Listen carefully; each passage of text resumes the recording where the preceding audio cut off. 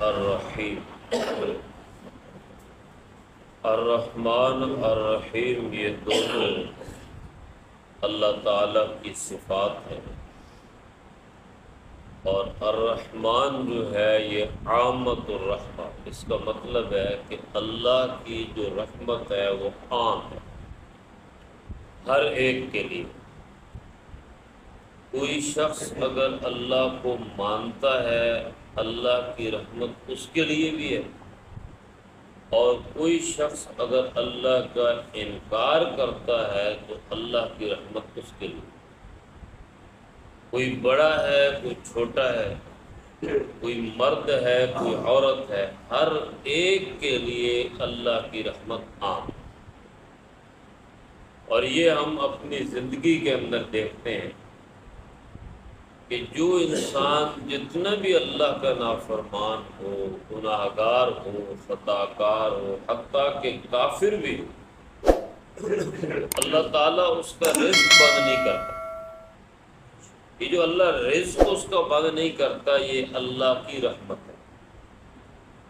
کسی انسان کو اللہ اس کے وقت پورا ہونے سے پہلے موت نہیں دیتا، چاہے جتنا بڑا نافرمان، یہ اللہ کی رحمت ہے۔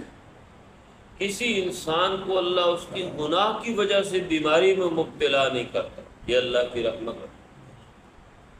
تو اللہ کی رحمت ایک عام ہے، عامۃ الرحمت، ایک ہے تامۃ الرحمت، اللہ کی رحمت مکمل ہے۔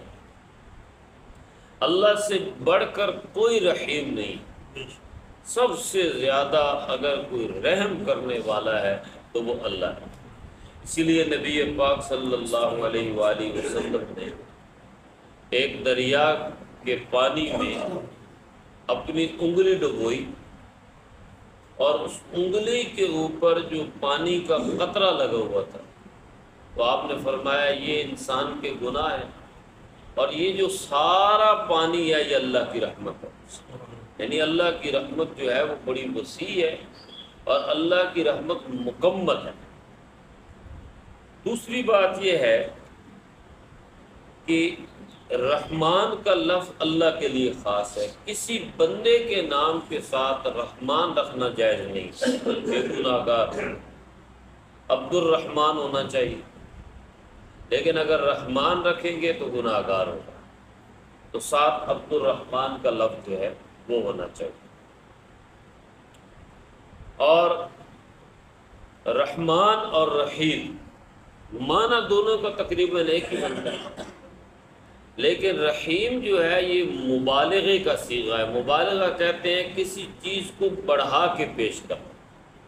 بعض دفعہ ایسا ہوتا ہے نا کہ ہم کوئی بات کرتے ہیں تو وہ بات اتنی ہوتی نہیں ہے، لیکن ہم بہت زیادہ اس کو کر رہے ہوتے ہیں، بڑھا کے پیش کر رہے ہیں۔ بعض دفعہ بات واقعی ہوتی ہے، اس کو جتنا بھی بڑھایا جائے تو کم۔ تو اللہ کی رحمت تو اتنی ہے کہ اس کو جتنا زیادہ بڑھایا جائے وہ کم۔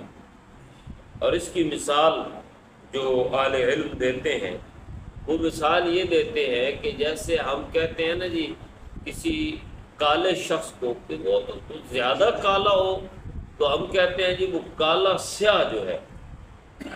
اب کالا کہہ دیا ہے تو سیاہ کہنے کی ضرورت تو نہیں ہے، تو سیاہ کا تو کوئی معنی ہی نہیں ہے، لیکن سیاہ اس لیے کہا ہے کہ وہ اتنا کالا ہے جس کی کوئی حد نہیں۔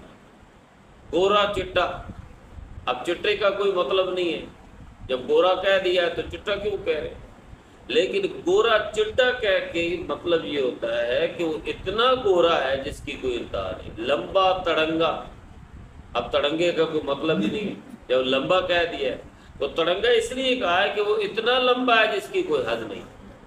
اسی طریقے سے الرحمن الرحیم جب ہم کہتے ہیں کہ مہربان ہے، رحم کرنے والا ہے، لیکن جب ہم رحیم کہتے ہیں تو اس کا مطلب ہے اتنا مہربان ہے جس کی کوئی حد نہیں۔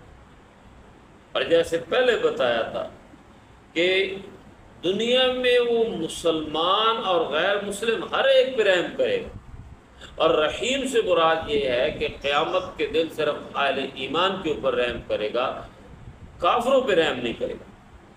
اگر کوئی کافر غلط کام اچھا کام کرتا ہے، نیکی کا کام کرتا ہے، کافر ہے، لیکن کام نیکی کا کرتا ہے تو اس کو دنیا میں اس کا اجر ملے گا، آخرت میں اس کو اجر نہیں ملے گا۔ لیکن مسلمان اگر کوئی نیکی کا کام کرتا ہے تو ممکن ہے اسے دنیا میں بھی اجر ملے، لیکن دنیا میں اجر نہ بھی ملے تو آخرت میں اس کو اجر ضرور ملے گا۔ اور آخری بات اس حوالے سے یہ ہے کہ جو عرب کے مشرک تھے وہ لفظ رحمان نہیں جانتے تھے، وہ اس کا انکار کرتے تھے، حالانکہ ان کے اشعار میں اللہ کی یہ صفت موجود ہوتی تھی رحمان، لیکن وہ جان بوجھ کے اس کو تسلیم ہی نہیں کرتے تھے۔